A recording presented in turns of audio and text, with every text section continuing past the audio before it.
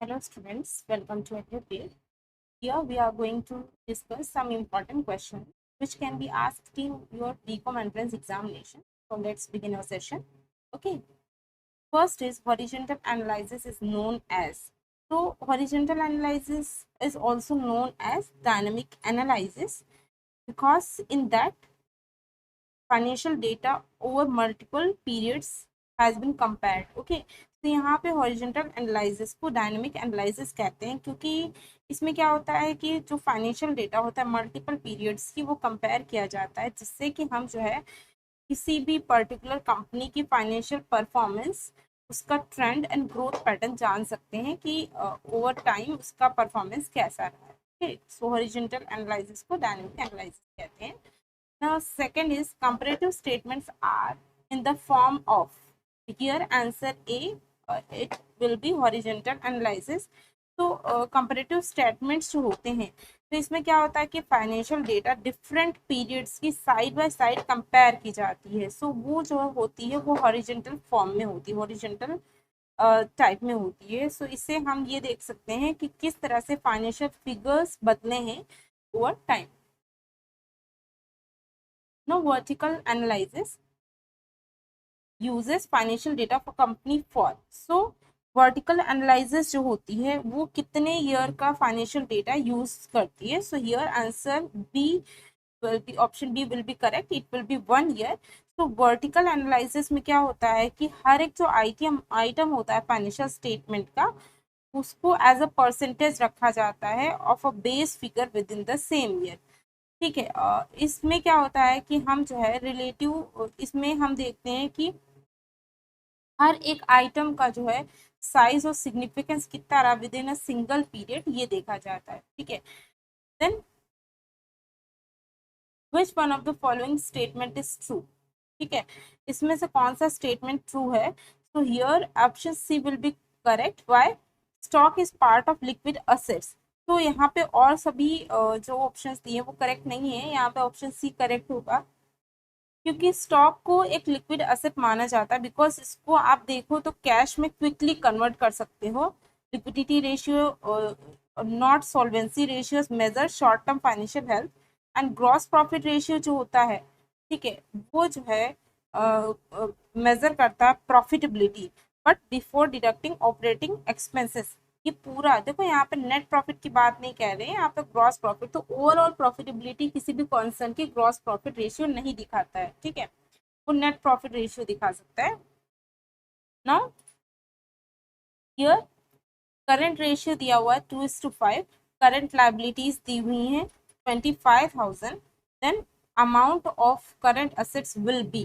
ठीक है, तो यहाँ पे हमने देखा है कि करंट असेट्स जो है, यहाँ पे आप इसका फॉर्मूला याद रखना, current assets is equals to current ratio then into current liabilities. ठीक है, तो यहाँ पे आपको दिया हुआ है current assets is equals to current ratio into current liabilities, ये याद रखना आपको। तो आपको फॉर्मूला कैसे लिखना, करंट एसेट्स कितने दिए हुए हैं यहाँ पे वो आपको फाइंड करना होगा। ठीक है, इसके लिए आप क्या करोगे, करंट रेशियो कितना है 2:5, यानी कि आप क्या करोगे 2/5 इंटू 25,000। ठीक है, तो आपको आंसर मिल जाएगा 10,000। Okay,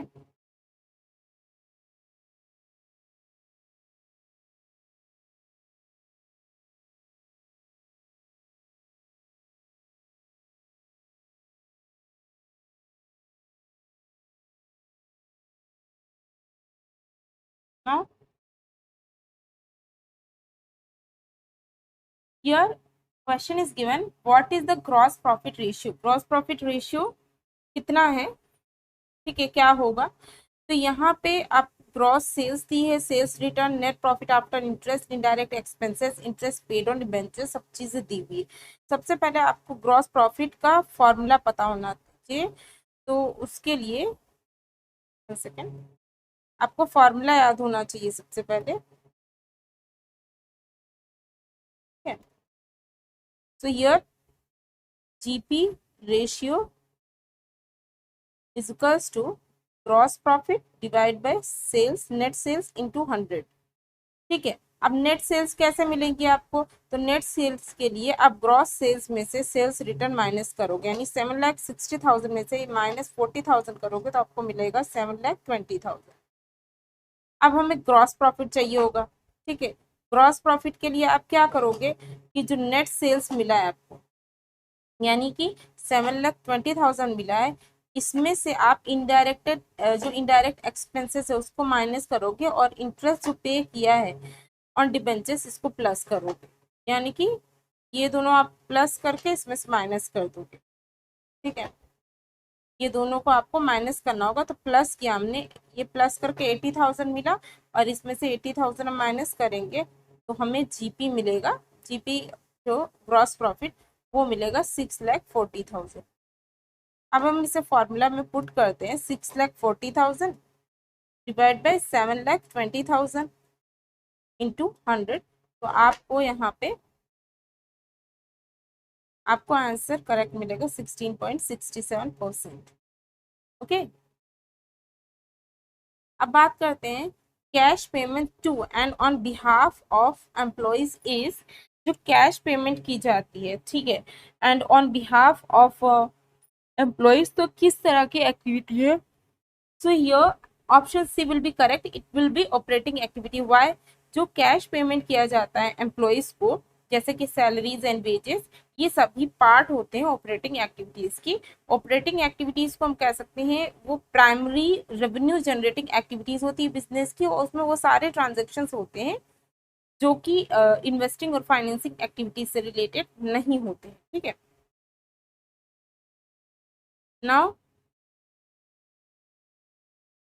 now here we will see कि cash from operation will be if, ठीक है। यहाँ पे क्या करना है हमको, तो ये टोटल सेल्स दी हुई 5 lakh, credit sales 2,25,000, total purchase दिया हुआ credit purchase and cash operating expenses. तो हमें पता होना चाहिए कि कैश फ्रॉम ऑपरेशंस जो होता है इसमें हमें क्या करना होगा, इसका फॉर्मूला होगा total sales minus credit sales, ठीक है, इन ब्रैकेट, ठीक है, देन माइनस करेंगे total purchase minus credit purchase. हमें कैश देखना है फ्रॉम ऑपरेशन, देन माइनस होगा, ये भी ब्रैकेट में ही रखना है आपको, ठीक है। देन आपको माइनस करना है कैश ऑपरेटिंग। एक सेकेंड, मैं इसको आप अलग से ही दिखा देती हूँ, इसमें बहुत मिस्टेक हो जाएगा। आपको क्वेश्चन तो याद है ही ना, आपको कैश फ्रॉम ऑपरेशन जो है जानना है, ठीक है। यहाँ पे हम डिस्कस कर लेते हैं,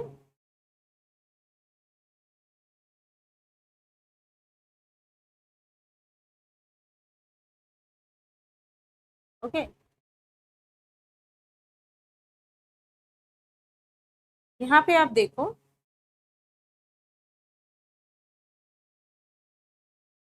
cash from operations is equals to, हमें क्या करना है पहले, यहाँ पे मैं अगेन फॉर्मूला नहीं लिख रही हूँ, मतलब आपको एक्सप्लेन कर दे रही हूँ कि total sales minus credit sales, ये हम करेंगे और इसमें से माइनस होगा total purchase minus credit purchase, then इसमें से माइनस होगा कैश ऑपरेटिंग एक्सपेंसेस, ठीक है। अब हम फॉर्मूला देखते हैं, 1 second,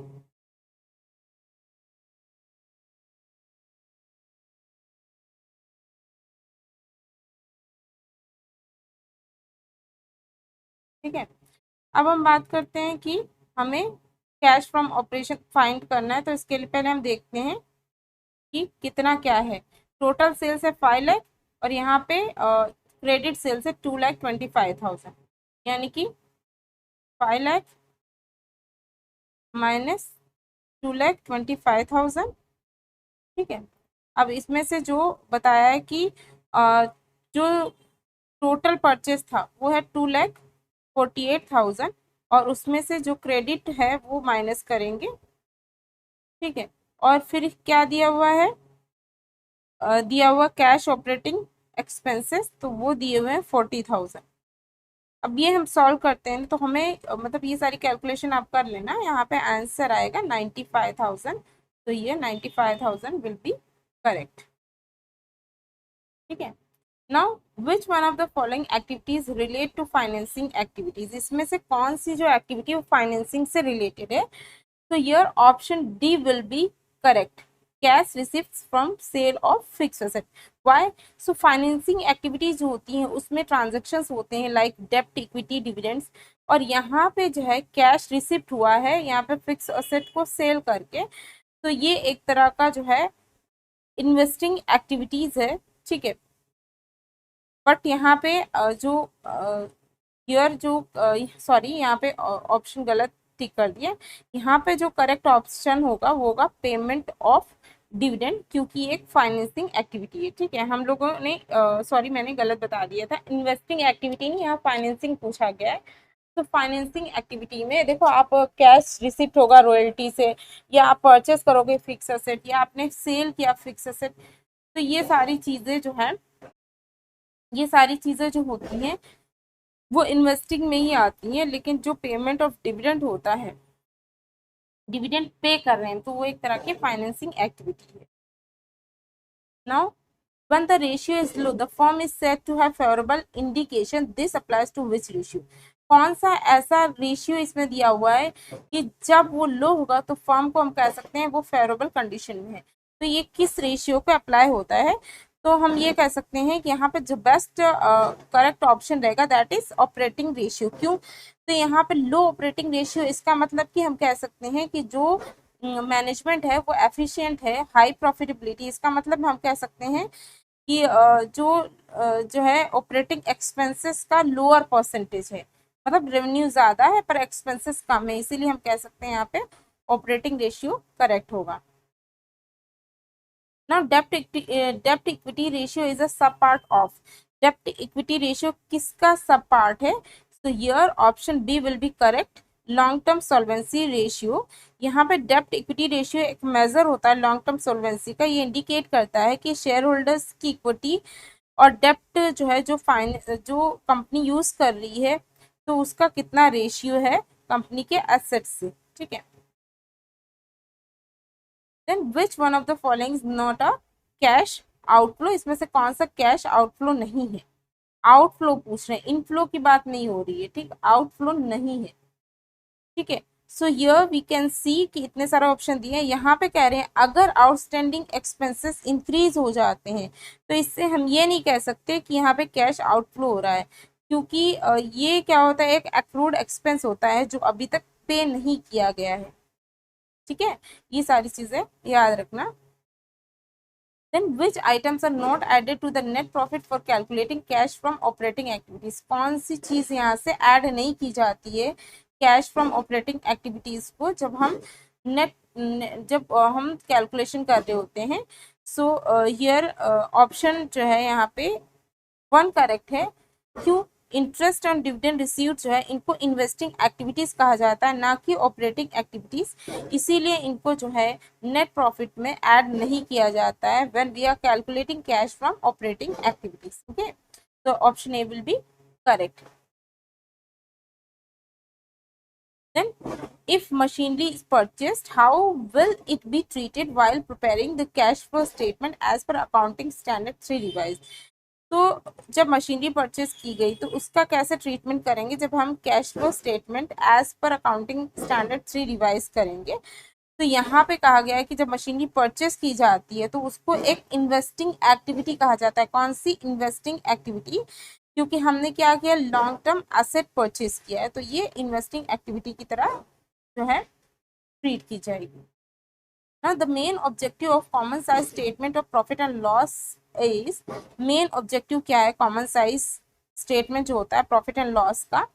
so here common size statements में क्या होता है कि सारे जो आइटम्स होते हैं उनको परसेंटेज टर्म में एक्सप्रेस किया जाता है और इस तरह से जो है डिफरेंट पीरियड्स या कंपनीज का कंपैरिजन होता है। तो इस तरह से रेवेन्यू फ्रॉम ऑपरेशन और दूसरे आइटम्स का जो है रिलेशनशिप स्टैब्लिश होता है। तो हम यहाँ कह सकते हैं कि जो इसका मेन ऑब्जेक्टिव रहता है to establish relationship between revenue from operations and other items of statement of profit and loss. Here option C will be correct. Now the function of SEBI includes, क्या फंक्शन होता है सेबी का? So here all of the three will be correct. Why? यहाँ पे कहते हैं हम जो सेबी होती है उसका काम होता है रजिस्ट्रेशन करना, रेगुलेशन करना सिक्योरिटी मार्केट का, and even protect the interest of investor. तो ये तीनों ही काम, मर्चेंट बैंकर का registration, regulation of primary and secondary market and protection of investors, तो ये सारे फंक्शंस होते हैं सेबी के। Now, which one of the following is a malpractices in security market? Security market में कौन सी मैल प्रैक्टिसेस कहा गया है? Price rigging, insider trading, then delay in settlement और all of the three. So here यहाँ पे जितने भी जो मेंशन्ड ऑप्शंस हैं like price rigging, insider trading and delay in settlement, सारी मैल प्रैक्टिसेस हैं जो कि सिक्योरिटी मार्केट में बहुत से लोग करते हैं। And who is not a player of primary market, player कौन नहीं है इसमें प्राइमरी मार्केट का? सो यहाँ पे जो है we can see merchant bankers, underwriters, registered to issue, ये सभी प्लेयर्स होते हैं प्राइमरी मार्केट के। लेकिन जो स्पेकुलेशन होती है, तो स्पेकुलेशन एक एक्टिविटी होती है सेकेंडरी मार्केट की, ना ही प्राइमरी मार्केट की। तो यहाँ पे ये ऑप्शन करेक्ट होगा क्योंकि ये प्राइमरी मार्केट में नहीं होता है, क्योंकि यहाँ पे पहली बार सिक्योरिटी इश्यू की जाती है, वहाँ पे स्पेकुलेशन होता ही नहीं है। ना रेगुलेशन ऑफ डेप्ट सिक्योरिटीज आर इश्यूड बाय, जो डेप्ट सिक्योरिटी इश्यू की जाती है उसको कौन रेगुलेट करता है? सो वेल हमने अभी देखा है ये, यहाँ पे कोई कंफ्यूजन नहीं। सेबी यानी security and exchange board of India, वो जो है जो सिक्योरिटीज इश्यू होती हैं उसके लिए गाइडलाइंस भी इश्यू करते हैं एंड वो जो भी सिक्योरिटी मार्केट की जो एक्टिविटीज होती हैं उसे रेगुलेट करते हैं। So option will be correct. A security should be bought when, security कब खरीदनी चाहिए? So here option A will be correct. When market price is less than its book value. यहाँ पे कहा गया सिक्योरिटी कब खरीदनी चाहिए, तो ये समझो आप कि जो सिक्योरिटी जो होती है वो ज्यादातर जब मार्केट प्राइस कम होता है बुक वैल्यू से तब खरीदी जाती है, क्योंकि ऐसा माना जाता है जब सिक्योरिटी अंडर वैल्यूड होती है तो इससे हमें जो है जब प्राइस डिस्पैरिटी करेक्ट होगा, जब मार्केट करेक्ट करेगी तो इससे हमें गुड रिटर्न ऑन इन्वेस्टमेंट मिल जाएगा। Now the maximum maturity period for which the commercial paper issued is, जो commercial paper issue किए जाते हैं उसकी maximum period क्या रहता है? So इंडिया में commercial papers जो issue किए जाते हैं उसकी जो maturity period होती है वो 7 days से लेके maximum 12 month तक होती है। ठीक है, तो यहाँ पे जो है मैक्सिमम पूछा गया है तो यहाँ पे 12 months will be the correct answer. Then commercial paper कैसे होते हैं? सो हियर कमर्शियल पेपर्स को अनसिक्योर्ड शॉर्ट टर्म डेप्ट इंस्ट्रूमेंट कहा जाता है जो कि कंपनीज इश्यू करती हैं for to meet their working capital needs, और ये अनसिक्योर्ड होते हैं। तो हम कह सकते हैं इसके लिए कोई कोलेटरल बैकअप नहीं रखा जाता, मतलब कोई भी मॉर्गेज नहीं रखते। ठीक है, now the maximum denomination of commercial deposit is, maximum denomination क्या है कमर्शियल डिपॉजिट का? सो हियर मैक्सिमम जो डिनोमिनेशन होता है कमर्शियल डिपॉजिट का ये 1 लाख होता है। ठीक है, और ये उन इंस्टीट्यूशनल इन्वेस्टर्स के लिए होता है जिनकी जो हम कह सकते हैं हाई नेटवर्थ इंडिविजुअल्स होते हैं। ठीक है, तो उनको फंडिंग रिक्वायरमेंट्स के लिए फैसिलिटी मिलती है। विच one of the following is a feature of commercial deposit, commercial deposit के कौन सा फीचर है इसमें से? सो हियर कमर्शियल डिपॉजिट्स जो होते हैं उनकी सभी कैरेक्टरिस्टिक्स होती हैं, मार्केटेबिलिटी, लिक्विडिटी, नेगोशिएबिलिटी। क्योंकि यहाँ पे क्या होता है कि जो फाइनेंशियल जो मतलब इन्वेस्टर्स होते हैं उनके लिए ये इंस्ट्रूमेंट फ्लेक्सिबली काम करता है और उनको जब भी ज़रूरत होती है तो वो इसका यूज़ कर सकते हैं। Which one is not a merit of T bills, treasury bills का जो है क्या इसमें से जो है मेरिट नहीं है? सो टी मिल्स जो होते हैं, ट्रेजरी बिल्स होते हैं, वो उनकी सेफ्टी, लिक्विडिटी और as a source of short term funding के लिए जाने जाते हैं। लेकिन एक ड्रॉबैक होता है, ठीक है, जो कि होता है पुअर यील्ड, मतलब कि दूसरे जो इन्वेस्टमेंट ऑप्शंस है उसके मुकाबले जो है जो ये टी बिल्स होते हैं वो बहुत ही कम इनकम देते हैं। ठीक है, तो ये option C will be correct, क्योंकि नॉट अ मेरिट पूछा है। मेरिट तो ये safety, liquidity, sources of short term fund आता है, जबकि पुअर यील्ड ये डीमेरिट है। ठीक है। Then which one of the following is the feature of T bills?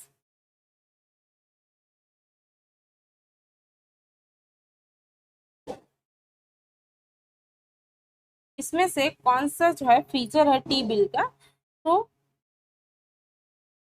T bills जो है उनको कंसिडर किया जाता है रिस्क फ्री, बिकॉज क्योंकि ये गवर्नमेंट जो है इशू करती है, तो इसमें किसी तरह का रिस्क नहीं होता।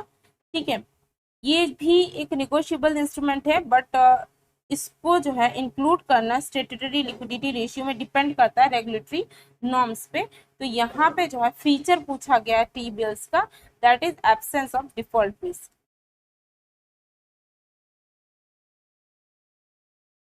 Now perpetual bonds have, perpetual bonds जो होते हैं उनका क्या होता है? तो correct answer will be indefinite life. Perpetual bonds का कोई मैच्योरिटी डेट नहीं होता, मतलब कि उनका इंडेफिनिट लाइफ होता है, और वो जो है जब तक लाइफ टाइम रहेगा तब तक वो जो है इंटरेस्ट इंडेफिनेटली कंटिन्यू पे करते रहेंगे। Now deep discount bonds are also called. तो यहाँ पे तीनों ऑप्शन करेक्ट हैं। क्यों? क्योंकि डीप डिस्काउंट बॉन्ड्स जो होते हैं उनको pure discount bonds, zero interest bonds and zero coupon bonds, ये सभी चीजें कहते हैं, क्योंकि ये सभी एक तरह के ही बॉन्ड होते हैं जो कि डिस्काउंट पे इशू किए जाते हैं, एंड इसमें कोई तरह का पीरियडिक इंटरेस्ट पे नहीं किया जाता।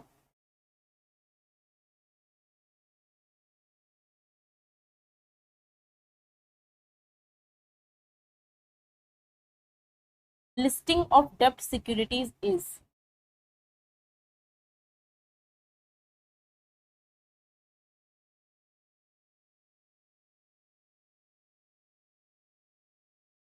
सो डेप्ट सिक्योरिटीज होती हैं उनकी लिस्टिंग मैंडेटरी भी हो सकती है, वॉलेंट्री भी हो सकती है। सो ये option C will be correct. कुछ टाइप की जो डेप्ट सिक्योरिटीज होती हैं जिनके लिए रेगुलेटरी गाइडलाइंस होती हैं, जिसकी वजह से उनको कंपलसरी लिस्ट करवाना पड़ता है, जबकि कुछ ऐसी सिक्योरिटीज होती हैं जो कि वॉलेंट्रली जो है वो इशूअर पे निर्भर करता है कि वो उनको लिस्ट करवाना चाहते हैं कि नहीं। Then which one of the following is a merit for the investors when investing in debentures?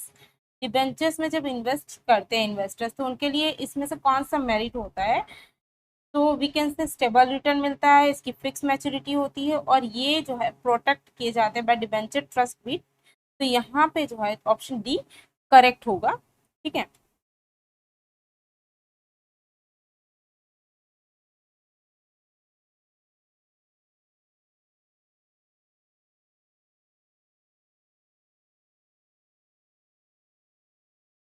Now who has emphasized the situation of wantlessness in economics? तो किसने wantlessness सिचुएशन पे जोर दिया इकोनॉमिक्स में? So here option A will be correct, J K Mehta. J K Mehta ने जो है wantlessness in economics के में इकोनॉमिक्स में इस पे बात कही है। वांटलेसनेस हम बोल सकते हैं कि ये एक ऐसी सिचुएशन होती है जहाँ पे आपकी जितनी भी डिजायर्स थी वो सभी फुलफिल हो गई, मतलब कि आपको अब कुछ नहीं चाहिए। इस आइडिया से ये पता चलता है कि जब आपके पास जो चीज़ें आपको चाहिए, जिस चीज़ की इच्छा है, अगर वो आपको मिल गया तो आपको कंटेनमेंट और बैलेंस मिल जाता है लाइफ में। तो ये याद रखना, वांटलेसनेस जो सिचुएशन है इस पे जोर दिया है इकोनॉमिक्स में जेके मेहता ने। Now demand curve slope downwards from left to right because of, जो डिमांड कर्व होती है वो जो है लेफ्ट टू राइट स्लोप उसका क्यों होता है? तो here option will be correct, option क्या है दैट विल बी, तो here all the three options will be correct. Why we will discuss. देखो डिमांड कर्व जो होती है उसमें जो डाउनवर्ड स्लोप होता है फ्रॉम लेफ्ट टू राइट, ये इनकम इफेक्ट की वजह से होता है। क्यों? जैसे ही प्राइस डिक्रीज होता है तो लोगों का परचेसिंग पावर इंक्रीज हो जाता है। Then substitution effect also. ठीक है।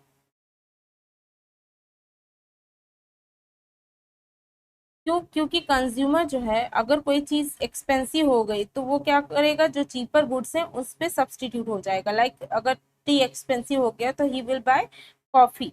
ठीक है। एंड अनदर जो ऑप्शन दिया हुआ है डिमिनिशिंग मार्जिनल यूटिलिटी, तो यहाँ पे क्या होता है कि जैसे जैसे कंज्यूमर जो है वो कोई भी गुड का कंजप्शन बढ़ाता जाएगा, ज़्यादा से ज़्यादा क्वांटिटी कंज्यूम करेगा, तो उसका जो एडिशनल सेटिस्फेक्शन है वो डिक्रीज होता जाएगा। सो here all of the three options will be correct, because of that जो डिमांड कर्व होती है उसका स्लोप लेफ्ट टू राइट होता है, downward. Now consumer surplus is based on, जो कंज्यूमर का जो सरप्लस है वो किस चीज पे बेस्ड है, तो it is based on diminishing marginal utility. Why? Consumer surplus हम कह सकते हैं कि ये एक डिफरेंस होता है किसके बीच का, कि कंज्यूमर्स कितना विलिंग है किसी गुड के पे करने के लिए और एक्चुअली वो कितना पे कर रहे हैं। तो ये जो है ये principle of diminishing marginal utility पे बेस्ड है, मतलब हम ये कह सकते हैं जितना एडिशनल यूनिट वो कंज्यूम करेगा वो उसको लेस यूटिलिटी देगा।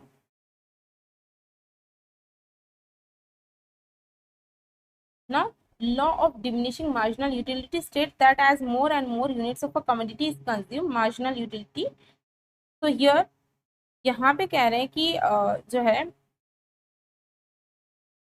जब भी ज्यादा से ज्यादा, यहाँ पे ऑप्शन बी करेक्ट होगा ना कि ए। ओके, ये ऑप्शन, ये जो ऑप्शन ए है ये रॉन्ग है। यहाँ पे ऐसा कहा गया कि law of diminishing marginal utility ये कहती है जितना ज्यादा हम किसी भी कमोडिटी का यूनिट्स कंज्यूम करते जाएंगे तो उसकी मार्जिनल यूटिलिटी डिक्रीज होती जाएगी।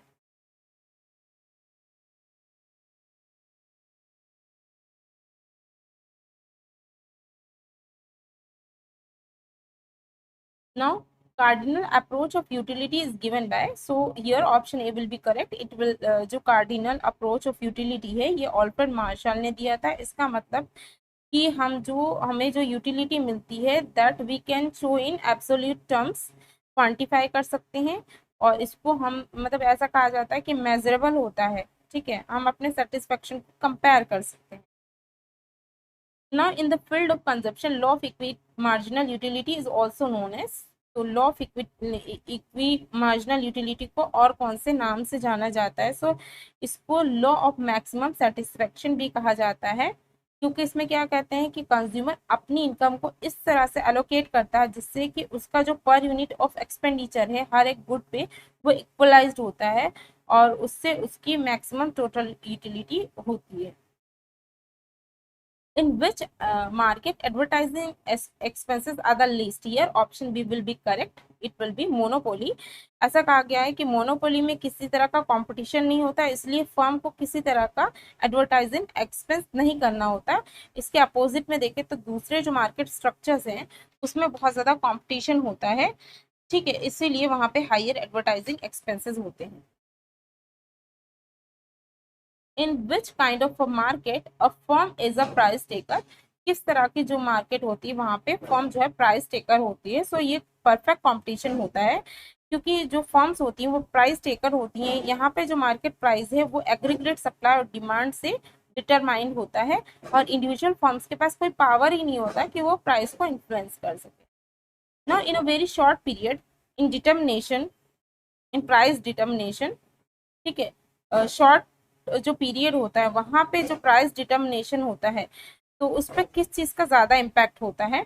तो यहाँ शॉर्ट पीरियड में देखें तो डिमांड का बहुत ज्यादा ही इम्पैक्ट होता है प्राइस डिटर्मिनेशन पे। ठीक है, सो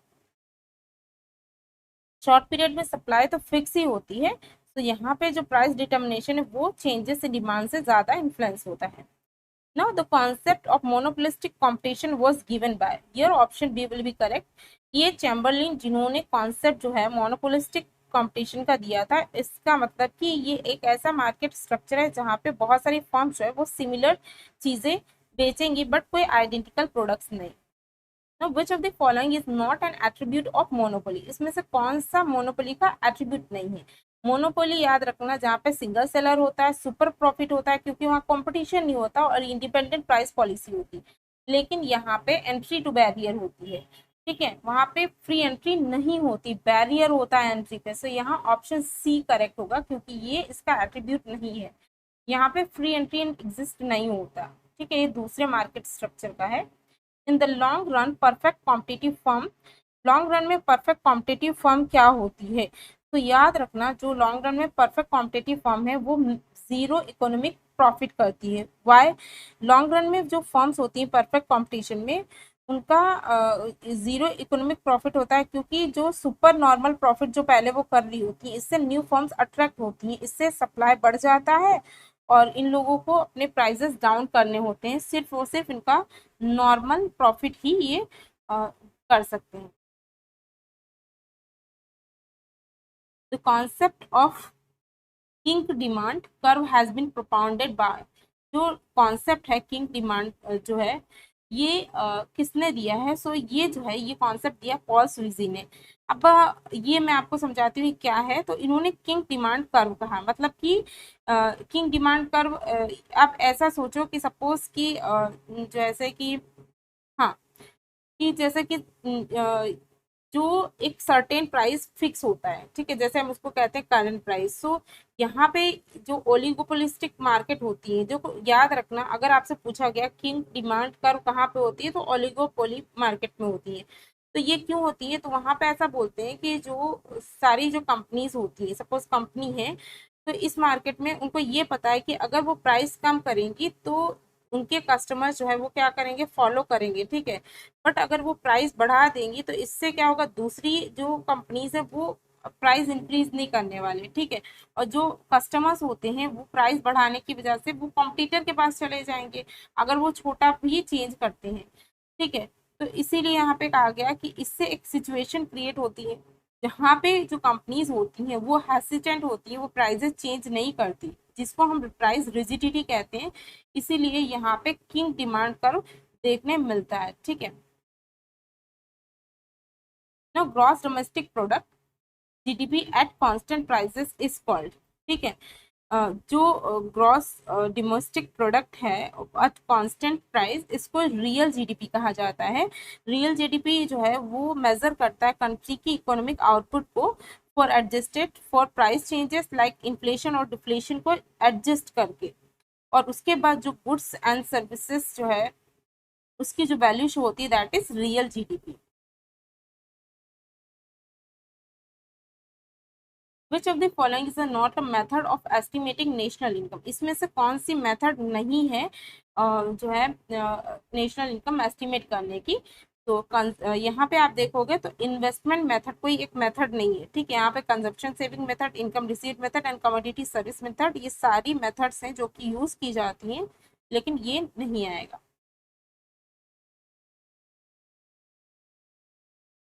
Now, which country was the first to adopt gold standard? So here option B will be correct. ठीक है, ग्रेट ब्रिटेन ने जो है वो पहली कंट्री थी जिन्होंने गोल्ड स्टैंडर्ड को अडॉप्ट किया था, and it was adopted in 1821।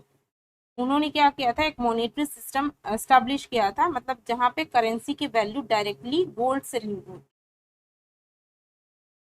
Who was the first to talk about symmetallism, ठीक है। तो सिमेट्रिज्म के बारे में किसने बात की है? तो सबसे पहले इसके बारे में बात की है, यहाँ पे मार्शल नहीं आएगा, कीन्स आएगा, कीन्स, ठीक है। तो जॉन मैनर्ड कीन्स ने इस कॉन्सेप्ट को इंट्रोड्यूस किया था सिमेट्रिज्म। इसका मतलब कि एक कंपोजिट स्टैंडर्ड वैल्यू होती है जहाँ पे दो या दो से ज्यादा मेटल्स का फिक्स प्रोपोर्शन होता है, जिसको सिमेट्रिज्म कहते हैं। Then which from the following is not the characteristic of gold parity standard, यहाँ पे पूछा है कि कौन सा गोल्ड पैरिटी स्टैंडर्ड का जो है कैरेक्टरिस्टिक नहीं है। तो here option D will be correct. तो यहाँ पे गोल्ड पैरिटी स्टैंडर्ड्स होते हैं ना, वहाँ पे सेंट्रलाइज गोल्ड रिजर्व्स यूज किए जाते हैं, और फिक्सेशन होता है एक्सचेंज रेट्स का, and often international monetary fund की हेल्प भी ली जाती है। लेकिन गोल्ड में कन्वर्ट करना ये टिपिकली गोल्ड स्टैंडर्ड का फीचर है, ना कि गोल्ड पैरिटी स्टैंडर्ड का। Okay, now the fixed fiduciary system was adopted by England in, fixed fiduciary system जो है इंग्लैंड ने तो अडॉप्ट किया, लेकिन कब? सो it was adopted in 1844 under the bank charter act, जिसमें क्या होता है कि जो बैंक नोट्स का जो इशुएंस है वो लिमिटेड है, and it is not backed up by gold to a fix amount. Now, which is not the merit of paper standard? Paper standards का क्या merit नहीं होता है? So here option D will be correct. Non elastic जो paper standard होते हैं वो economical, homogeneous और कन्वीनियंट होते हैं, लेकिन हाउएवर ये इलास्टिक होते हैं, मतलब कि इसकी जो सप्लाई है वो इजिली आप एडजस्ट कर सकते हो, ना कि यहाँ पे ऑप्शन जो नॉन इलास्टिक दिया है वो मेरिट नहीं आएगा। Who has said the soul of currency is not in the material of the unit but in the legal ordinance which regulate their use? किसने कहा है कि जो करेंसी का जो सोल है उसके मटेरियल पे डिपेंड नहीं करता, बल्कि उसके लीगल ऑर्डिनेंस पे निर्भर करता है, ठीक है, जो उसे रेगुलेट करते हैं यूज के लिए। So it was said by George Frederick Knapp. Now, with reference to effect of inflation, which of the following is not true? इसमें से इन्फ्लेशन के रेफरेंस में देखें इफेक्ट ऑफ इन्फ्लेशन तो क्या करेक्ट नहीं है, तो option C will be correct, increase in saving. Inflation जो होता है जनरली इससे सेविंग डिक्रीज होती है, क्योंकि यहाँ पे मनी की वैल्यू डिक्रीज होती है ओवर टाइम। इससे जो है हम कह सकते हैं कि मतलब इससे टैक्सेशन बढ़ जाता है, होर्डिंग हो जाता है, एम्प्लॉयमेंट ही इंक्रीज होता है शॉर्ट टर्म में, बल्कि इसमें सेविंग्स डिक्रीज होती है। So option C will be correct, क्योंकि नॉट पूछा है, ठीक है। Which of the following is the oldest theory of determination of money value? Money value determine करने की सबसे पुरानी थियोरी कौन सी है? So commodity theory of money, यहाँ पे जो ऑप्शन सी है वो करेक्ट होगा। कमोडिटी थियोरी ऑफ मनी जो है ये ओल्डेस्ट थियोरी है। इसका मतलब हम कह सकते हैं कि मनी की जो वैल्यू है, money derives it's value from the commodity out of which it is made, यानी मनी की जो वैल्यू है इसको उस जिस कमोडिटी से मनी बनाया गया उसमें से उसको वैल्यू मिलती है, मतलब जो मेटल यूज किया गया है उस हिसाब से इसकी वैल्यू रहेगी, ठीक है। Now the full form of RTGS is, full form क्या रहेगा आरटीजीएस का? That is real time gross settlement, ठीक है। ये एक सिस्टम है जहाँ पे मनी या सिक्योरिटीज जो है ट्रांसफर होती हैं एक बैंक से दूसरे बैंक में रियल टाइम में and on a gross basis. Who is called the mother of central banks? Central banks की मदर किसे कहा जाता है? तो here option B will be correct, bank of England. Bank of England को बहुत बार मदर ऑफ सेंट्रल बैंक्स कहा जाता है, क्योंकि इसकी long history and significant influence होता है सेंट्रल बैंकिंग प्रैक्टिसेस के डेवलपमेंट में। So let's continue our remaining questions. So which of the following is not the function of a central bank? तो यहाँ पे कहा गया है कि यहाँ पे जो ऑप्शंस प्रोवाइडेड है इसमें से कौन सा सेंट्रल बैंक का फंक्शन नहीं होता है? तो please remember, issue of notes, government adviser, regulation of foreign exchange, ये सभी काम होते हैं सेंट्रल बैंक के, लेकिन जो क्रिएशन ऑफ क्रेडिट जो फंक्शन होता है, क्रेडिट क्रिएशन का जो फंक्शन होता है, it is of commercial bank, ठीक है, कमर्शियल बैंक का होता है। सो हियर यहाँ पे पूछा गया है कि सेंट्रल बैंक का कौन सा फंक्शन नहीं होता, तो यहाँ पे आएगा क्रिएशन ऑफ क्रेडिट, ये correct answer, okay. Which commercial bank has been merged with Punjab National Bank recently? कौन सी कमर्शियल बैंक को मर्ज किया गया है recently with Punjab National Bank? तो here option D will be correct, United Bank of India. इसको जो है as a part of consolidation of public sector banks in India, इसको मर्ज किया गया है Punjab National banks. In a paid up capital of a regional rural bank, the share of sponsored bank is, तो paid up capital की बात करते हैं RRB की, तो यहाँ पे स्पॉन्सर्ड बैंक का क्या शेयर होता है? So here option B will be correct, it will be 35%। याद रखना सेंट्रल गवर्नमेंट का जो है 50% रहता है, स्पॉन्सर्ड जो बैंक होती है उसका 35% रहता है, और रिमेनिंग जो रहता है 15% it will be of state government, okay. ये सभी चीजें याद रखना। Then at the time of establishment of regional rural bank, the authorized share capital of each bank was, जब जो एस्टेब्लिशमेंट हुआ रीजनल रूरल बैंक का, देन ऑथोराइज जो रजिस्टर्ड, जिसको हम रजिस्टर्ड शेयर कैपिटल भी कहते हैं, उस टाइम हर एक बैंक का कितना था? तो उस टाइम पे जो है जो रजिस्टर्ड कैपिटल था इट वाज 5 करोड़ था, 5 crore. It will be option C. From the following which is the reason for creating special purpose vehicle? इसमें से कौन सा जो है रीजन होता है for creating special purpose vehicle, ठीक है। सो यहाँ पे ऑप्शन ए करेक्ट रहेगा, risk sharing special purpose vehicles ये क्रिएटेड होते हैं प्राइमली रिस्क शेयर करने के लिए, ये एक सेपरेट लीगल एंटिटीज होती हैं जो कि फाइनेंशियल रिस्क को आइसोलेट करने के लिए बनाई जाती हैं, जिससे कि फाइनेंशियल असेट्स जो होते हैं स्पेशल पर्पस व्हीकल्स के जो फ्रॉम द पेरेंट कंपनी वो सेपरेट किया जा सके। Now, with the reference to flexibility of operation, the most suitable form of business organization, जो एक्टिविटीज की फ्लेक्सिबिलिटी देखें उसके मुताबिक कौन सा सबसे सुटेबल बिजनेस ऑर्गेनाइजेशन है, तो ऑब्वियसली सोल प्रोप्राइटरशिप यहाँ पे करेक्ट होगा, क्योंकि सोल प्रोप्राइटरशिप में ज़्यादा फ्लेक्सिबिलिटी ये होती है, क्योंकि यहाँ पे ओनर का फुल कंट्रोल होता है, वो खुद सारे डिसीजंस ले सकता है क्विकली, क्योंकि यहाँ पे उसको किसी और पार्टनर या बोर्ड का कंसल्टेशन या अप्रूवल की ज़रूरत नहीं होती। Now uncertain span of life is a feature of uncertain, यानी अनएक्सपेक्टेड लाइफ जो होती है, कितना मतलब लंबा टाइम रहेगा, ये कुछ पहले से पता नहीं होता, तो ये किसका फीचर है, तो यहाँ पे ऑप्शन बी करेक्ट होगा। सोल प्रोप्राइटर में जो है एज हमें जो पता है कि वहाँ पे सिर्फ ओनर ही होता है जो कि बिजनेस चलाता है, तो ये उसकी विलिंगनेस, उसकी एबिलिटी एंड उसकी लाइफ पे डिपेंड करता है कि उसका बिजनेस कितना लंबा चलेगा। विच of the following is not a feature of partnership form, partnership form का क्या जो है यहाँ फीचर नहीं है, existing of business, sharing of profit, free transfer of share और अनलिमिटेड लायबिलिटी। सो यहाँ पे पूछ रहे हैं कौन सा जो है यहाँ पे फीचर नहीं है, तो यहाँ पे ऑप्शन सी करेक्ट होगा, फ्री ट्रांसफर ऑफ शेयर नहीं हो सकता। क्यों? क्योंकि यहाँ पे जनरली सभी पार्टनर का कंसेंट चाहिए होता है जब भी किसी तरह का ट्रांसफर ऑफ शेयर होता है।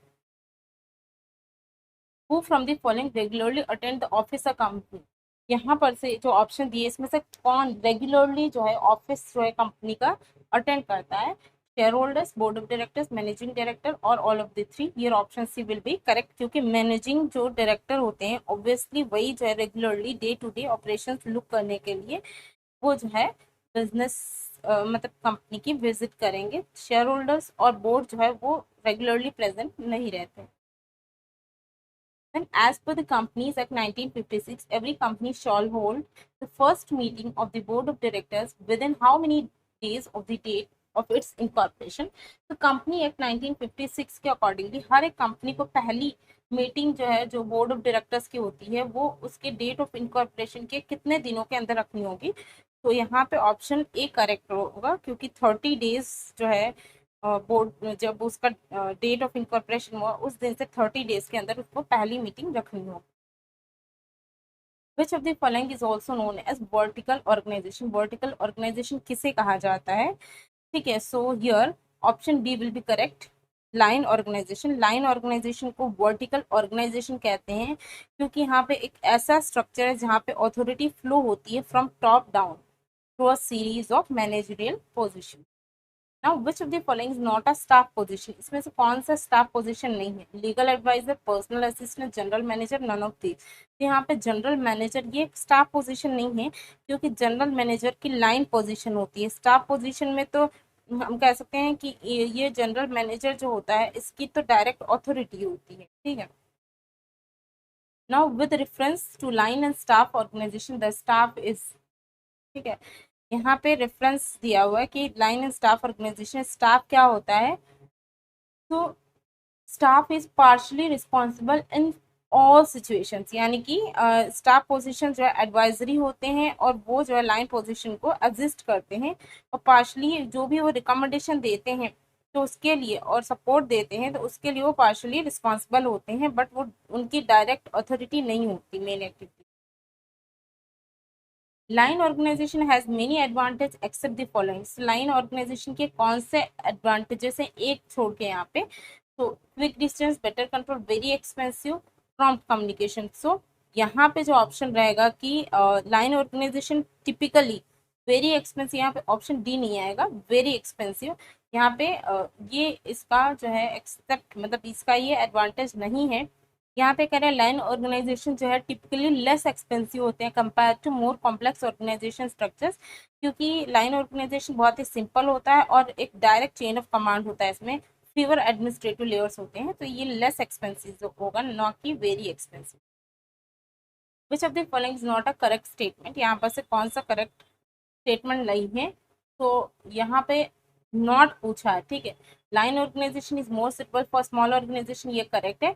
In line organisation there is more possibility of confusion. तो ये रॉन्ग होगा, क्यों? क्योंकि लाइन ऑर्गेनाइजेशन तो सिंपल होता है, उसमें कंफ्यूजन की बात ही नहीं होती, क्योंकि यहाँ पे क्लियर और डायरेक्ट चेन ऑफ कमांड होता है। तो यहाँ पे नॉट करेक्ट पूछा है तो ऑप्शन बी आएगा। Which from the following is not correct with reference to disadvantages of vertical communication combination. यहाँ पे डिसएडवांटेज बताए गए हैं वर्टिकल कॉम्बिनेशन के, तो उसके हिसाब से इसमें से कौन सा करेक्ट नहीं है? तो excessive mutual dependence, minimisation of competition, limited scope of application, third effect of change in fashion. तो यहाँ पे क्या बोल रहे हैं कि जो है, जो मिनिमाइजेशन ऑफ कंपटीशन होता है टिपिकली एक एडवांटेज होता है, नॉट अ डिसएडवांटेज। ठीक है, तो ये ऑप्शन करेक्ट होगा। In a cement factory, steel mill, a sugar mill and a leather firm combine together, it an example of. देखो, एक सीमेंट, अगर एक cement company, steel mill, sugar mill, leather firm, ये सभी एक साथ कंबाइन होते हैं, तो ये किसका एग्जाम्पल है? सो जब अलग अलग, देखो ये सभी डिफरेंट इंडस्ट्रीज हैं, और जब डिफरेंट इंडस्ट्रीज कंबाइन होती हैं तो इसको एक सर्कुलर कॉम्बिनेशन कहेंगे। So option D will be correct. Now chamber of commerce is an example of. Chamber of commerce किसका एग्जाम्पल है? ठीक है, तो हियर सिंपल नहीं आएगा, यहाँ पे कंपाउंड एसोसिएशन आएगा। ठीक है, ऑप्शन बी करेक्ट होगा। क्यों? चैम्बर ऑफ कॉमर्स एक एग्जाम्पल होता है कंपाउंड एसोसिएशन का, क्योंकि यहाँ पे कलेक्टिव कलेक्शन होता है various business and industry stakeholders का। With reference to forms to business combination, find out the odd from the following. अब यहाँ पे बिजनेस कॉम्बिनेशन पूछा है, उसके रेफरेंस में आपको देखना है इसमें से कौन सा अलग पड़ता है। तो ट्रस्ट होल्डिंग कंपनी, मर्जर, अगर आप देखोगे ना, तो ट्रस्ट होल्डिंग कंपनी और मर्जर ये सभी एक तरह के बिजनेस कॉम्बिनेशन होते हैं, लेकिन कार्टेल जो है एक एसोसिएशन होता है जो इंडिपेंडेंट बिजनेस करता है। ठीक है, और जो है इसलिए हम ये कह सकते हैं कि इसका नेचर इन सबसे अलग होता है। तो यहाँ ऑप्शन डी करेक्ट होगा। Which is called child of distress. तो किसे चाइल्ड ऑफ डिस्ट्रेस कहा जाता है? Here option B will be correct. Why?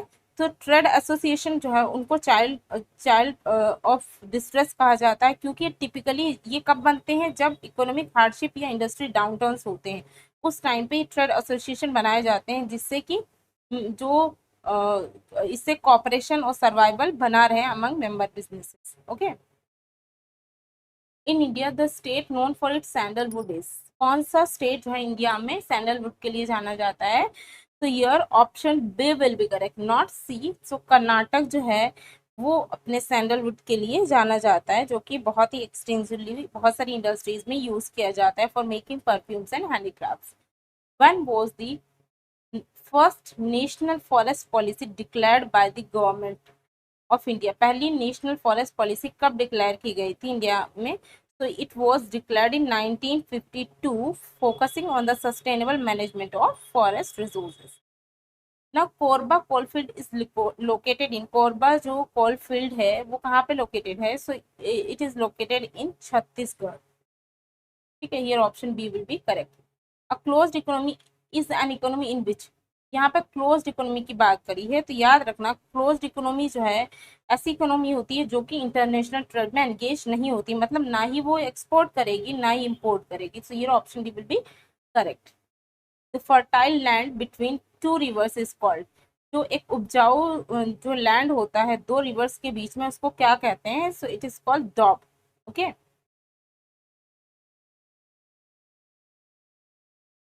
Now, where is the Central Rice Research Institute located? So, Central Rice Research Institute is located in Cuttack, Odisha. ठीक है। Who developed the concept of disguised unemployment? तो disguised unemployment का जो concept है वो किसने दिया है? So it is given by Alfred Marshall, not John Robinson. So ये दिया है Alfred Marshall ने।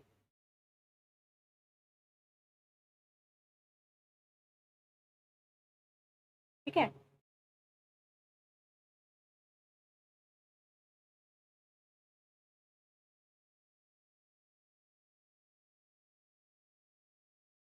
Now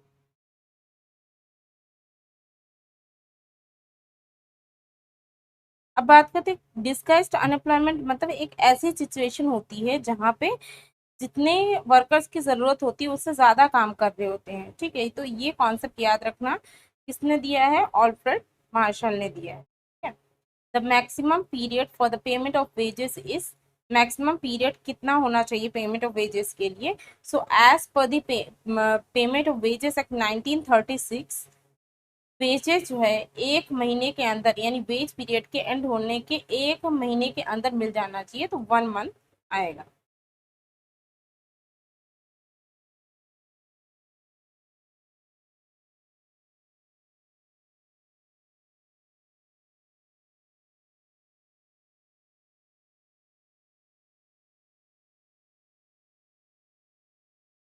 सॉरी, यहाँ पे ऑल्फ्रेड मार्शल नहीं आएगा, it was little bit confusion. ठीक है, तो यहाँ पे जो है किसने कॉन्सेप्ट दिया डिस्गाइज्ड अनएम्प्लॉयमेंट का, तो it is given by John Robinson. ठीक है, यहाँ पे यही ऑप्शन करेक्ट रहेगा। Now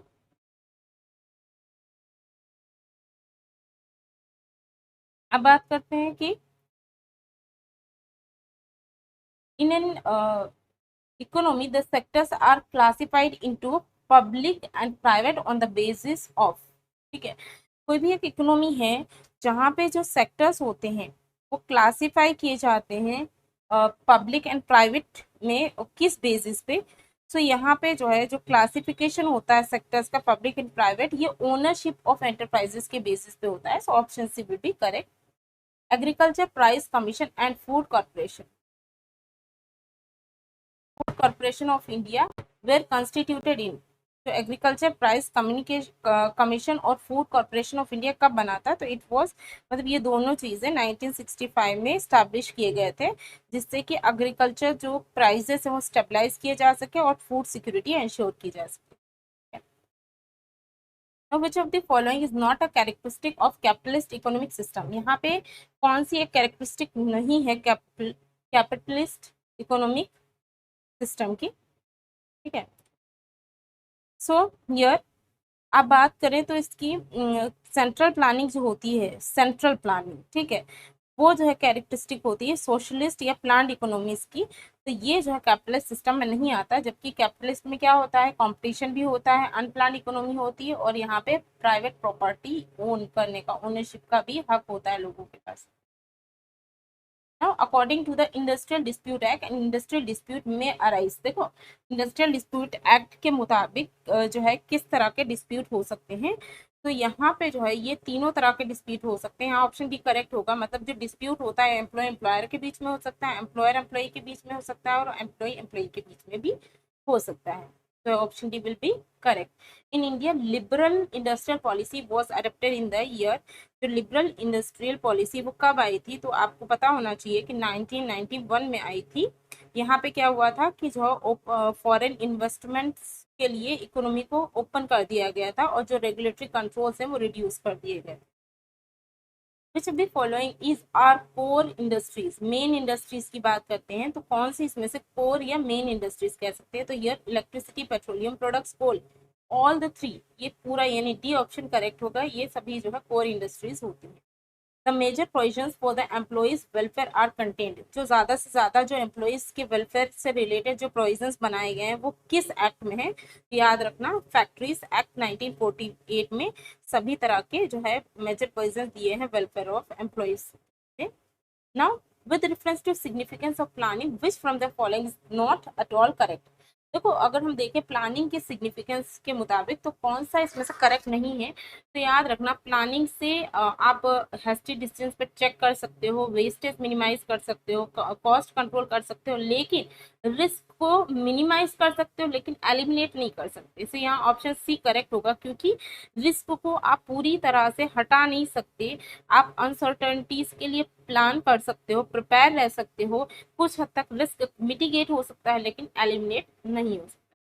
in the planning process follow up is, planning process में फॉलो अप कौन सा स्टेप होता है, obviously it is will be the last step, so option C will be correct. A plan made by the foreman in a factory is an example of, कोई भी foreman है factory में कोई plan बनाता है तो किस तरह का एग्जाम्पल है, तो ये लो लेवल प्लान होगा, क्योंकि जो फॉरमैन होते हैं उनका फोकस होता है operational and day to day activities within a specific area of the factory. ना प्लानिंग क्या है, planning is job oriented, goal oriented, government oriented और public oriented, so obviously option B will be correct, क्योंकि planning एक goal oriented होती है, क्योंकि इसमें ऑब्जेक्टिव्स बनाए जाते हैं और डिटरमाइन किया जाता है कि best alternative and best course of action कौन सा होगा उनको अचीव करने के लिए। When the word organization is used as verb, it means, जब जो है word organization को as a verb use किया जाएगा तो इसका मतलब क्या होगा? तो here option,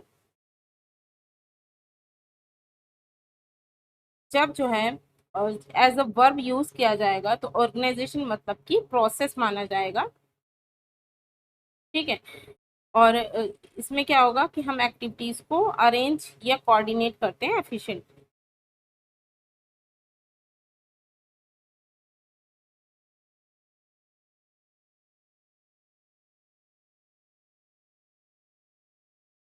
ठीक है,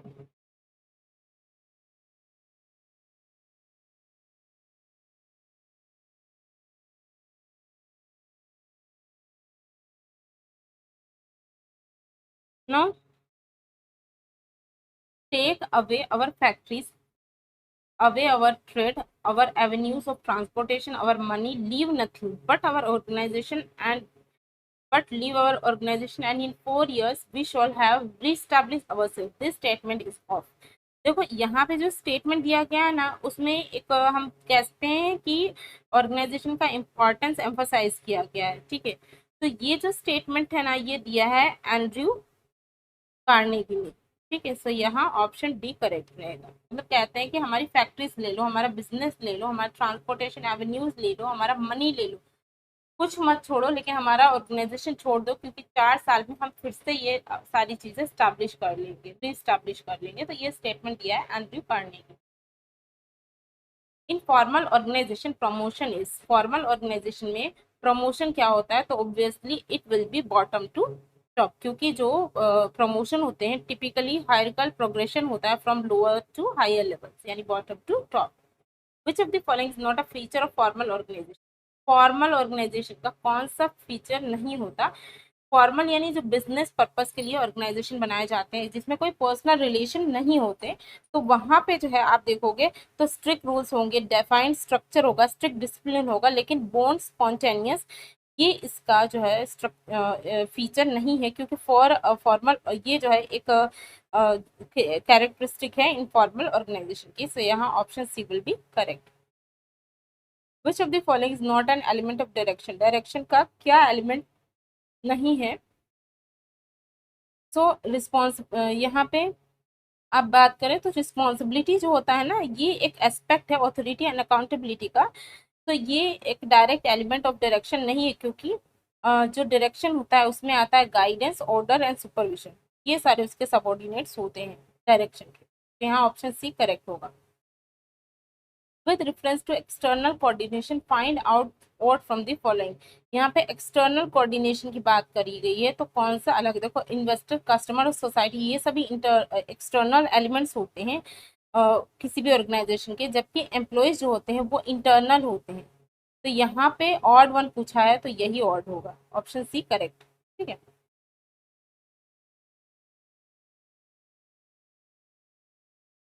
which of the following is not an advantage of coordination? Coordination का क्या इसमें से एडवांटेज नहीं है?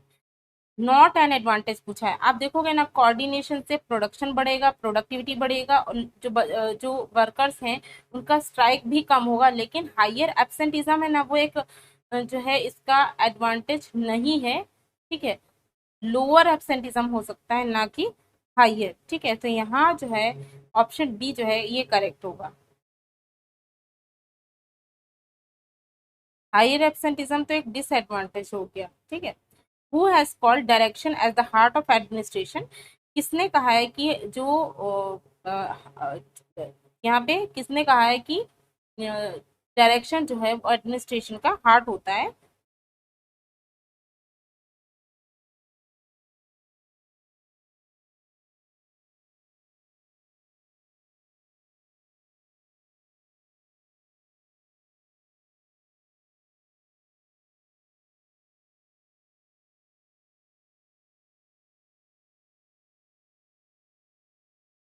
तो ये किसने कहा है? टिमॉक ने। Option B will be correct.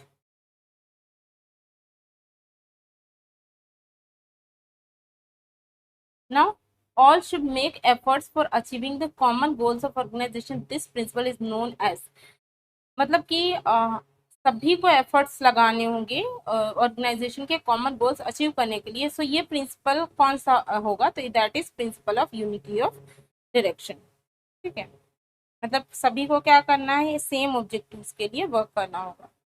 Now at break even point there stands a situation. Break even point पे कौन सी सिचुएशन होती है?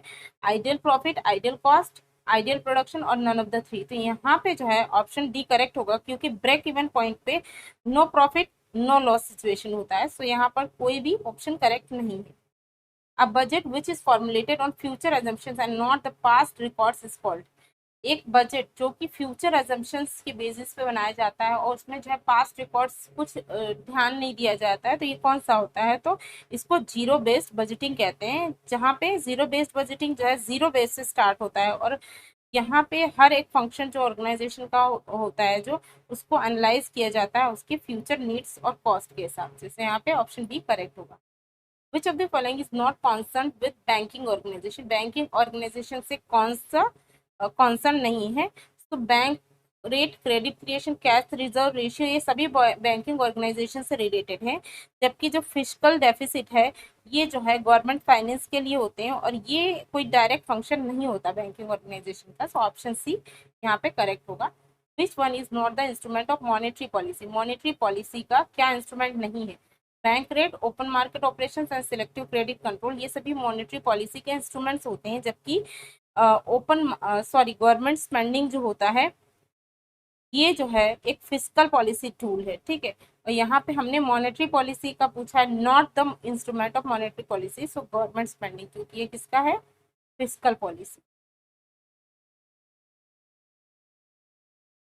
Now which bank does not deal directly with the public. कौन सी बैंक डायरेक्टली पब्लिक से deal नहीं करती? तो obviously reserve bank of India आती है, क्योंकि ये सेंट्रल बैंक है और इसका कोई पब्लिक से डायरेक्ट डीलिंग नहीं होता और ये दूसरी बैंक्स को रेगुलेट करती है. The minimum percentage of a bank's total deposit which is required to be kept with the Reserve Bank of India is, जो मिनिमम परसेंटेज होता है जो बैंक के टोटल डिपॉजिट का कुछ मिनिमम परसेंटेज होता है जिसको आरबीआई के पास एज अ रिजर्व रखना होता है, तो उसको हम क्या कहेंगे? तो उसको हम कहेंगे cash reserve ratio.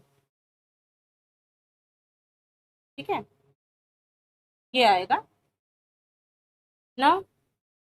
Physical policy related to, physical policy किससे रिलेटेड होता है?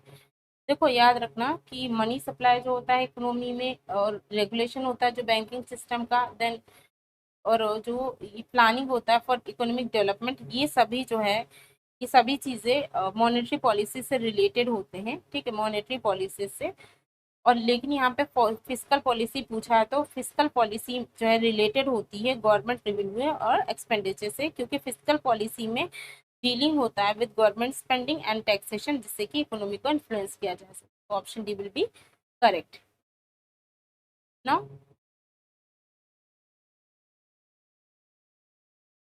What does a government budget show. Government budget में क्या होता है? यहाँ पे बजट नहीं गवर्नमेंट बजट की बात की गई है. ठीक है, सो गवर्नमेंट बजट टिपिकली इसमें क्या होता है कि फ्यूचर एक्सपेंडिचर्स और रेवेन्यू एस्टिमेटेड होता है. सो यहाँ पे estimated expenditure and estimated revenues आएगा. ठीक है, the Indian income tax. Indian income tax कैसा है? सो ऑप्शन सी करेक्ट होगा. इंडियन इनकम टैक्स डायरेक्ट है और प्रोग्रेसिव क्यों है? देखो डायरेक्ट इसलिए क्योंकि गवर्नमेंट को डायरेक्टली पे किया जाता है और प्रोग्रेसिव इसलिए है क्योंकि यहाँ पे जो टैक्स रेट होता है जैसे जैसे इनकम इंक्रीज होती है टैक्स रेट भी इंक्रीज होता है. The head quarter of GST council is located in. GST council का जो हेड क्वार्टर है वो कहाँ पे लोकेटेड है? तो ये न्यू दिल्ली में, ना कि मुंबई में. ठीक है,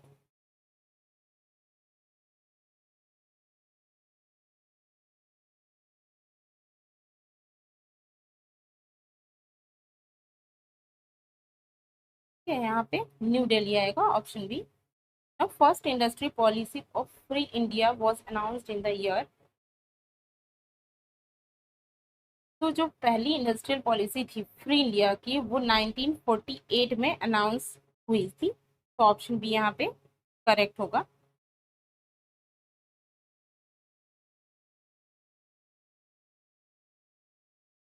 goods worth 2000 written by Shyam were taken into stock but no entry was passed. It is an error of 2000 की जो गुड्स है वो श्याम ने रिटर्न की, वो स्टॉक में तो लिख दी गई है लेकिन इसकी कोई एंट्री मतलब स्टॉक में ले ली गई बट इसकी कोई एंट्री पास नहीं हुई। तो किस तरह का जो है यहाँ पे एरर हुआ, तो it will B error of omission, क्योंकि यहाँ पे पूरी की पूरी ट्रांजेक्शन की जो एंट्री है वो पास ही नहीं हुई। सो यानी कि जो ट्रांजेक्शन है वो रिकॉर्ड से ओमिट हो गया, इसलिए एरर ऑफ ओमिशन आएगा। Now purchase are equal to, purchase का क्या आएगा फॉर्मूला, तो यहाँ पे ये जो बी है ये नहीं आएगा, ऑप्शन ए करेक्ट होगा, cost of goods sold plus opening stock. ठीक है, यहाँ पे परचेस फाइंड करना है तो cost of goods sold plus opening stock minus closing stock, तो हमें परचेस मिल जाएगा। ठीक है, now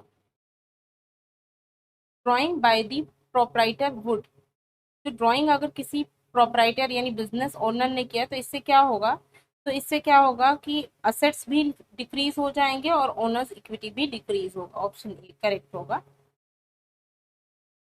Which one of the following is not a method of depreciation? Depreciation की कौन सी मेथड नहीं, depletion method, replacement method, insurance policy method, ये सभी मेथड है। तो यहाँ ऑप्शन डी करेक्ट होगा क्योंकि ये सारी मेथड्स करेक्ट है, none of the three option correct होगा। अब बात करते हैं कि 1 जनवरी 2015 में मोहन ने मशीन परचेस की, इसकी अमाउंट 1 लाख है और इसकी एस्टिमेटेड लाइफ 3 ईयर्स बताई है। उसने डिसाइड किया कि वो 40% depreciation every year diminishing value of asset पे लेगा, यानी कि रिड्यूसिंग बैलेंस मेथड से। तो 3rd ईयर के बाद रेसिडुअल वैल्यू मशीन की कितनी रहेगी, तो इसका मैं आपको डायरेक्टली समझा देती हूँ। सपोज यहाँ पे मशीन का वैल्यू था 1 लाख और यहाँ पे आपको बताया गया है कि इसका जो है जो यहाँ पे कि जो डेप्रिसिएशन कितना होगा 1st ईयर का, तो 1 लाख इंटू 40% यानी 40,000 हुआ। अब यहाँ पे जो पहले साल के बाद कितनी वैल्यू बचेगी, तो 1 लाख माइनस 40,000 करेंगे तो 60,000 बचेगी। देन हम देखेंगे 2nd ईयर, तो यहाँ पे अब जो है वैल्यू 60,000 है। अब 60,000 का हम 0.4 यानी 40% करेंगे। ठीक है, अब यहाँ पे आप देखो कि 60,000 का 40% करेंगे तो 24,000 मिला। अब 24,000 जो मिला है उसको हम 60,000 में से माइनस करेंगे तो 2nd ईयर के बाद जो रिमेनिंग वैल्यू यानी बुक वैल्यू जो रहेगी वो कितनी 36,000। अब 3rd ईयर पे 36,000 का पॉइंट यानी कि 40% कैलकुलेट करेंगे तो 14,400। अब 36,000 में से 14,400 माइनस करेंगे तो हमें कितना मिला 21,600। So at the end of 3rd year, residual value of machine will be 21,600। ठीक है, तो यहाँ पे ऑप्शन देख लेते हैं कौन सा करेक्ट है। तो यहाँ पे ये ऑप्शन ए करेक्ट होगा। Now a company issue a share of ₹10 on which ₹8 is called up and a shareholder has not paid the call of ₹2 to the amount credited to share capital in respect of such shares will be। अब यहाँ पे company ने issue किए shares ₹10 के, जिसपे 8 called up थी और share holder जो है जिसने ₹2 पे नहीं किए, तो यहाँ पे अमाउंट कितना क्रेडिट होगा in respect of such shares, तो यहाँ ₹8 करेक्ट होगा।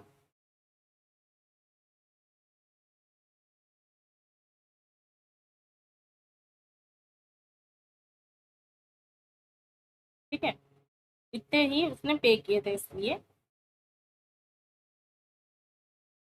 Now Bajaj sales limited issues 20,000 equity shares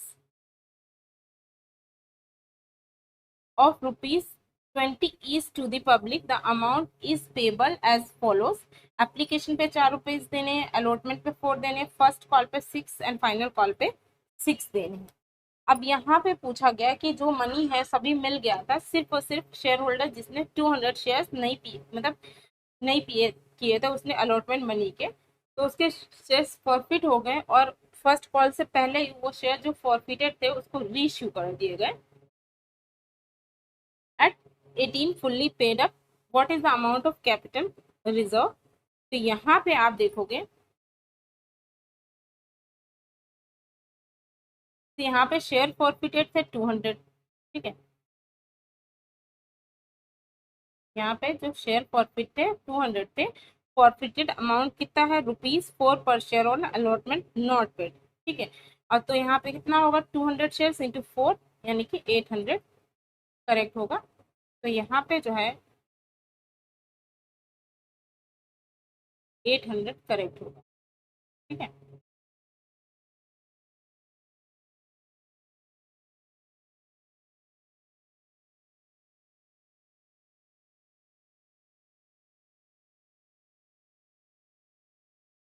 a company has to redeem preference shares of value of rupees 1 lakh at a premium of 10% for which the company has issued 5,000 equity shares of rupees 10 each at premium of 20%. The amount to be transferred to capital redemption reserve would be।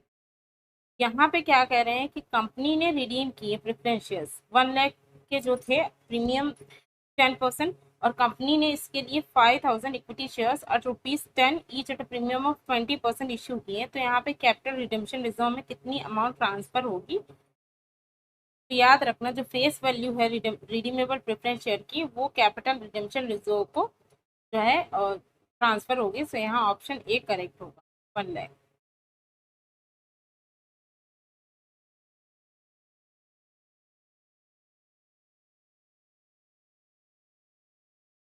When own debenture are cancelled, any profit on cancellation is transferred to।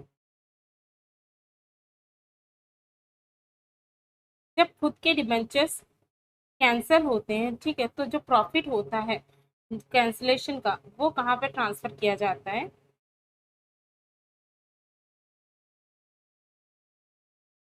तो it will be transfer to capital reserve.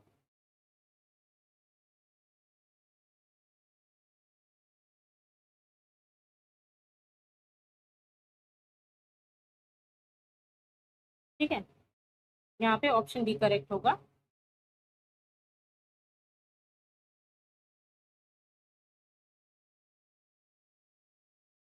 1 minute.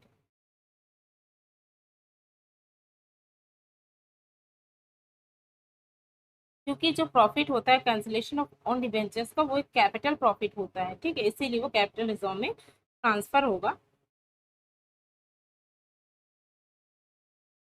Now discount on issue of debentures is. तो जो discount का जो भी जो discount जो दिया जाता है इश्यू ऑफ डिबेंचर्स पे, वो कंपनी के लिए क्या होता है, तो ये एक कैपिटल लॉस होता है ना कि कैपिटल एक्सपेंडिचर। ठीक है, तो यहाँ पे ये ऑप्शन तो यहाँ पे आंसर दिया गया है वो रॉन्ग दिया गया है।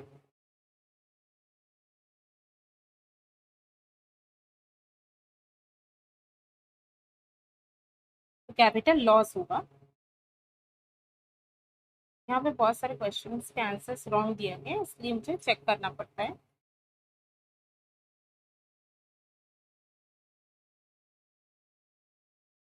Now, in the absence of any provision in the partnership deed, the Partnership Act provides for। Please remember, अगर पार्टनरशिप डीड में यानी पार्टनरशिप डीड साइलेंट है, उसमें किसी तरह का प्रोविजन नहीं दिया गया है, तो याद रखना no interest on capital and no interest on drawing will be provided. बल्कि वहां पे इंटरेस्ट ऑन एडवांसेस यानी लोन पे दिया जाता है 6%। कितना होता है 6% एनुअल पर एन्यूअल इंटरेस्ट। ओके, यहाँ option C will be correct. Now joint life policy reserve account is to be transfer to. जब भी पार्टनरशिप जो पार्टनरशिप है, पार्टनरशिप फर्म जब जो है बंद की जाती है, ठीक है, तो वहां पे joint life policy reserve account होता है, तो वो कहाँ पे ट्रांसफर किया जाता है। तो वो सारा जो joint life policy reserve account का जो बैलेंस होता है वो सारे पार्टनर्स को यानी सभी पार्टनर्स को उनके ओल्ड प्रॉफिट शेयरिंग रेशियो में दिया जाता है। So option A will B correct। Now, at the time of a new partner is admitted, revaluation of assets and liabilities is to be made for the। तो जब भी नया partner admit होता है तो फिर से एसेट्स और लाइबिलिटीज की रिवैल्यूएशन की जाती है, तो वो किसके फायदे के लिए होता है। तो इससे क्या होता है कि ओल्ड एंड न्यू पार्टनर्स दोनों को ही म्यूचुअल बेनिफिट होगा। ऑप्शन सी यहाँ पे करेक्ट होगा। Which one of the following items will be added in debit balance of cash book in the preparation of bank reconciliation statement.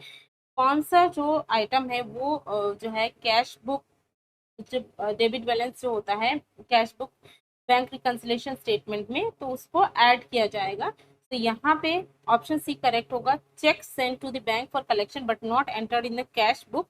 ठीक है, जो इस तरह के जो चेक्स होते हैं इससे बैंक बैलेंस तो बढ़ जाता है, लेकिन इनको जो है कैश बुक बैलेंस में भी ऐड किया जाता है, इसलिए वहां पे क्या करना होगा, ऐड करना होगा। Now an amount of rupees 1000 is debited twice in the passbook when overdraft as per cash book is the starting point। अब यहाँ पे कह रहे हैं कि जो अमाउंट है 1000 की वो 2 बार डेबिट कर दी गई पासबुक में, और यहाँ पे जो overdraft as per cash book वो स्टार्टिंग पॉइंट है। तो यहाँ पे ऑप्शन ए करेक्ट होगा, क्योंकि यहाँ पे जो अमाउंट है 2 बार क्या कर दी गई, डेबिट कर दी गई है, तो एक बार यानी एक बार 1000 को डिडक्ट करना पड़ेगा। ठीक है,